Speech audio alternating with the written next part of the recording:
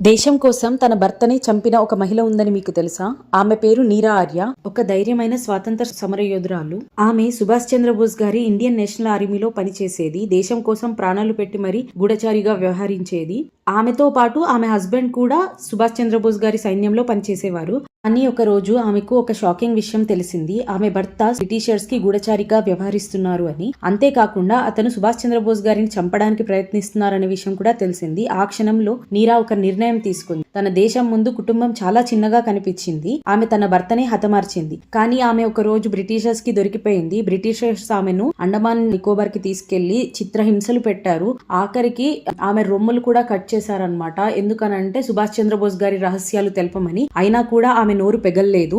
ఇండియాకి స్వాతంత్రం వచ్చిన తర్వాత బ్రిటిషర్స్ ఆమెను జైల్లోంచి విడుదల చేశారు. అయితే ఆమె విడుదలైన తర్వాత గవర్నమెంట్ ఆమెను రికగ్నైజ్ చేయలేదు. ఆమె చాలా పూర్ కండిషన్స్ లో బతికి 1998 లో హైదరాబాద్ లో చనిపోయారు. ఇది కథ కాదు, మన స్వేచ్ఛ కోసం చేసిన త్యాగం. నీరా ఆర్య అనే పేరును మనం ఎప్పటికీ గుర్తుపెట్టుకోవాలి. ఇలాంటి మరిన్ని ఫ్యాక్ట్స్ కోసం మా పేజ్ ని ఫాలో చేయండి. వీడియో నచ్చితే లైక్ చేయండి.